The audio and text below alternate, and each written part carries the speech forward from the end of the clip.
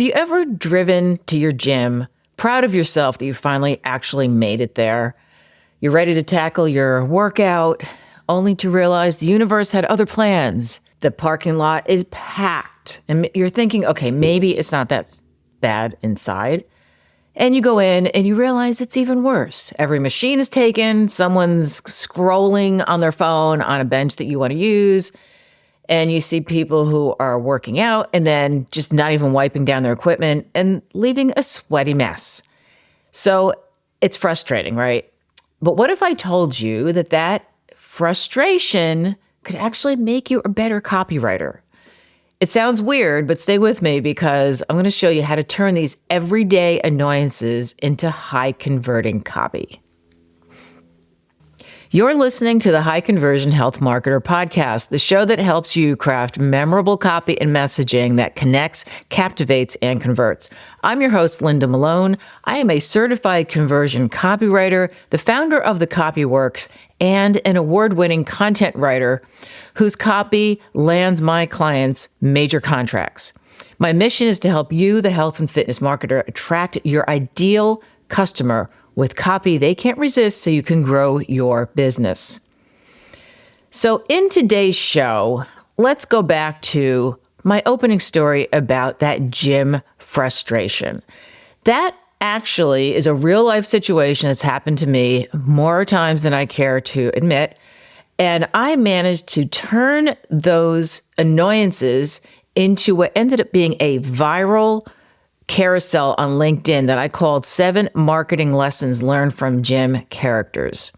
So in this post, I broke down the most annoying gym behaviors, like the guy who sweats up a bench and then walks away without wiping it down. Totally disgusting. But I turned these into humorous marketing lessons with a real solid value underneath it. So why would something like this resonate? It's because great copy, just like comedy, starts with noticing.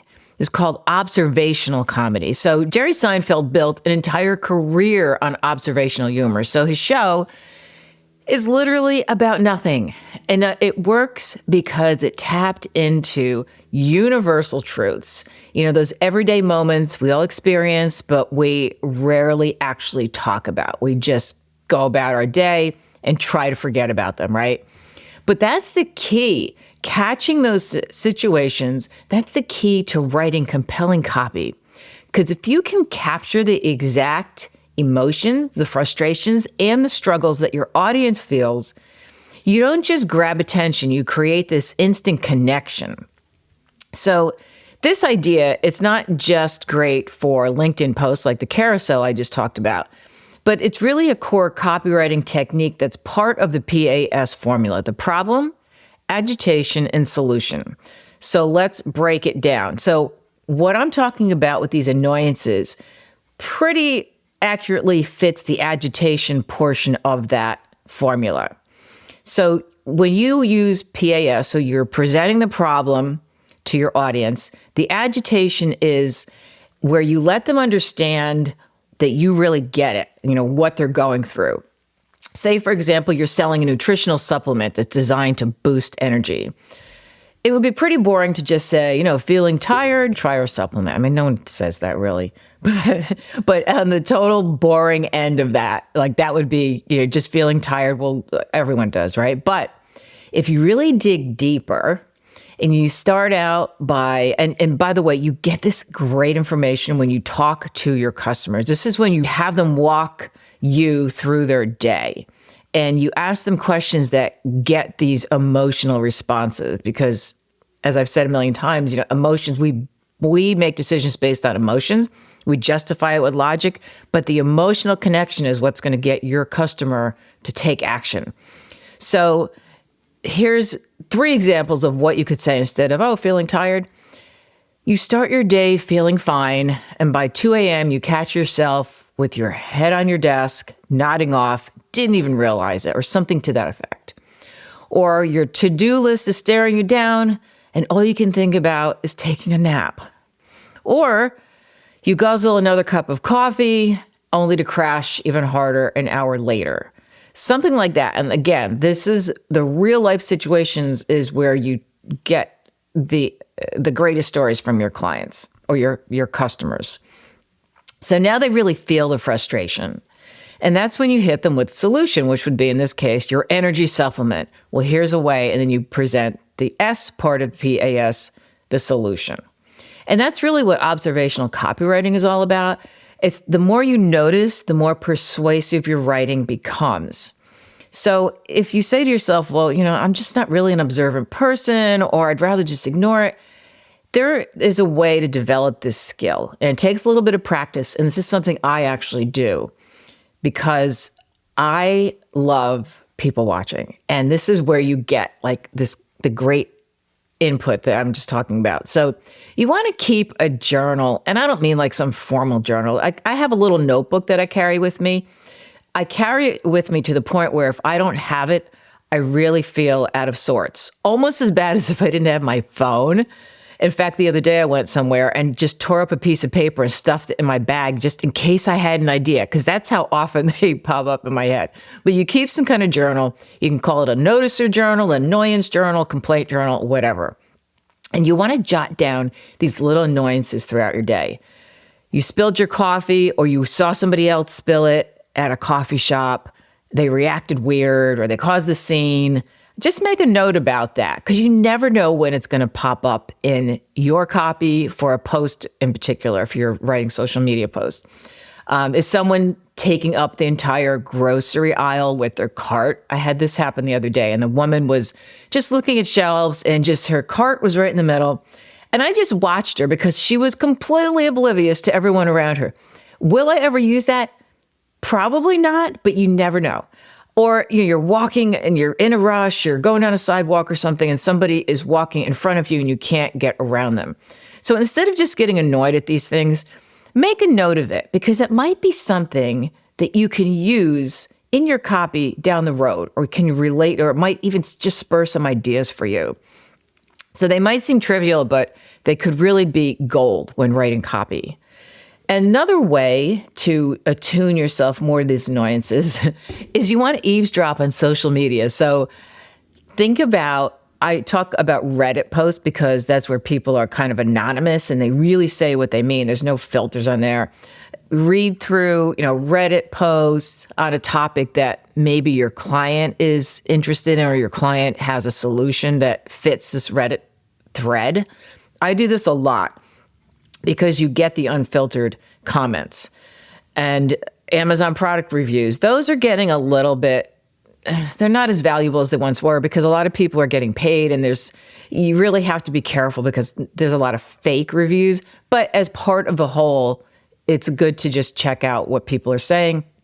Facebook groups are still pretty relevant, not as much, again, as they were in the past, but people do talk a lot on Facebook. I don't know about X so much as it was. I'm thinking of where do I find? Of course, LinkedIn, any social media really is where you're going to find some good ideas. There's also a site called answerthepublic.com, which tells what people are asking about a particular topic. So say it was energy supplements. You go on there, you type in energy supplements. It'll tell you, it comes up with a graph and tells you what people are looking for when they look for information on energy supplements. It might be, part of the graph might be where to find energy supplements, what's in an energy supplement, and all the questions people are asking. So it's another gold mine of information. And a third way to ask yourself, or to find some good ideas, is to ask yourself, why does this even matter? So say it's a dead phone battery. Okay, so it's super inconvenient, but it's not just that. It could create a panic depending on where you are when your phone dies. So here an example, instead of saying something like, never let your phone die again because you're selling a portable phone charger, describe the situations where someone could really be in trouble if their phone died. So you're on an important call, and your phone dies right before your new prospect tells you exactly what they're looking for and why you may be a perfect fit. Boom, call drops. Talk about a nightmare situation. Or your GPS quits on you, You're in the middle of, maybe it's even the middle of the night. You're trying to find some place and all of a sudden your GPS quits and you're in the middle of some scary looking town with questionable people, staring at you as your car drives by like the beginning of a horror movie. That's not good. Or another third situation is you're stranded. You're frantically looking for an outlet because your phone died. You're looking for a coffee shop and you happen to be in the only town in the world that does not have a Starbucks or a coffee shop. So you set the scene with one of these scenarios, and then you get into why, you have them really feel that pain, and then they're ready to hear your solution, why you never want this to happen to you. Okay, so a quick recap now. So great copy, number one, starts with great observation. So you really want to hone your observational skills. Next, agitation makes your audience feel the problem. So they're ready for your solution because you've kind of primed them like, okay, I'm worried about this happening. So what do you got? Everyday frustrations, they're your copy gold mine. So all these little things, again, you may or may not ever use them, but it's good to keep a list. And so right now, challenge yourself. Carry a notebook around with you, or just if you have a phone app. I also have a phone app. It's a notebook app.